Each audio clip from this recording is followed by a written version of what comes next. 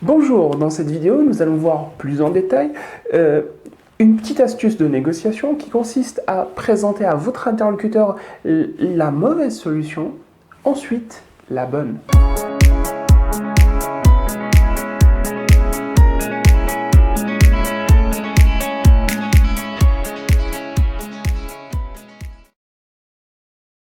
Si vous avez une proposition à faire à votre interlocuteur, évitez de donner dès le début la meilleure solution possible. Voici un exemple de ce qu'il ne faut pas faire. Voilà, monsieur Michel, vous venez de voir l'appartement que je propose à la location.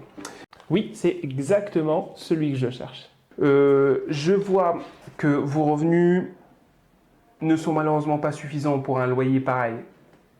Mais ne vous inquiétez pas, voilà ce que je vous propose. Au lieu de payer 1 000 € de loyer, je vais faire un effort sur le prix et vous le proposer à 900 €, à condition que vous preniez en charge les travaux restants.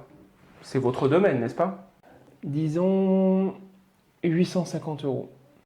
850 €. Oui, il y a pas mal de travaux à faire, vous savez. 860 € alors.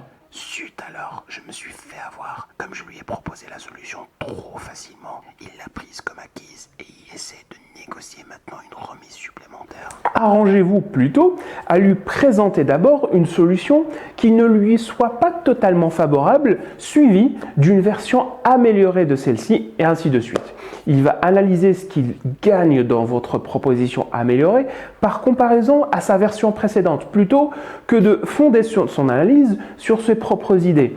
Cette technique joue essentiellement sur la psychologie de votre interlocuteur. Elle est fortement utile quand vous avez en face de vous quelqu'un qui est habitué à systématiquement marchander quoi que vous lui proposez.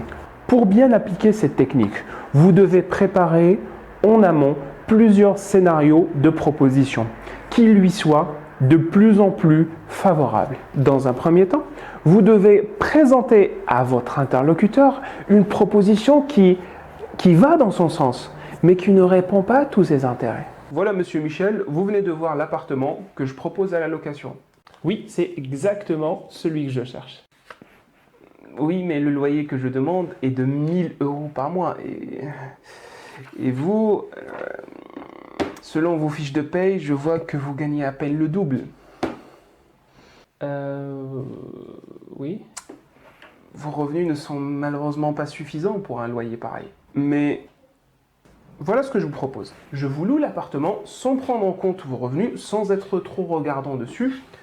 En contrepartie, vous prenez à votre charge tous les travaux nécessaires durant votre séjour. Tous les travaux à ma charge? Oui. Ensuite, montrez à votre interlocuteur que vous êtes sensible à ses intérêts et que par conséquent, vous retirez votre proposition car vous voyez qu'elle ne répond pas à un intérêt particulier. Tous les travaux à ma charge? Oui. Ça ne m'arrange pas beaucoup. Certes, l'appartement est très bien, mais je ne me vois pas prendre à ma charge la réalisation des travaux en plus d'un loyer de 1 000 €.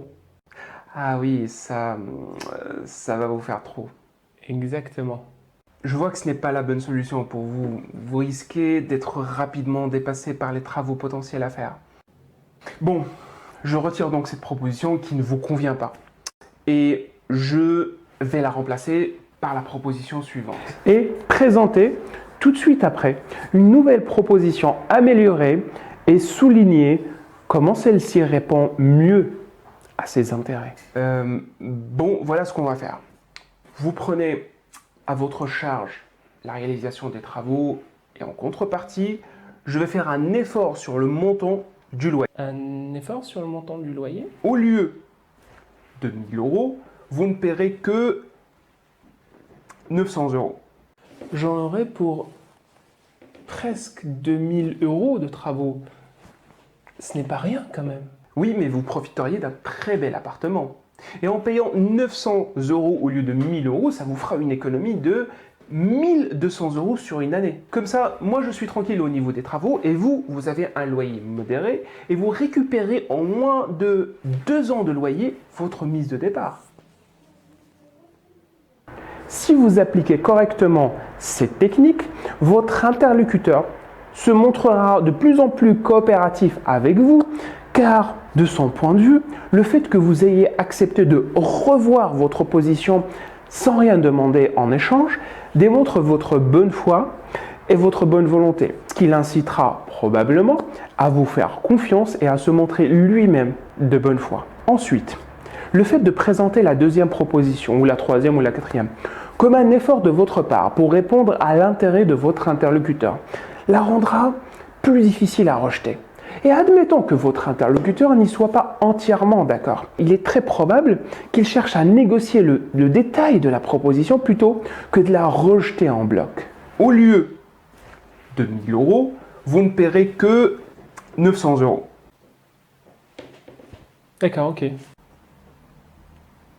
Mais de votre côté, vous vous engagez à ne pas augmenter le loyer pour au moins les 5 ans à venir. C'est d'accord. Merci d'avoir suivi la vidéo et n'oubliez pas de mettre en pratique le ou les conseils qui vous ont semblé les plus pertinents.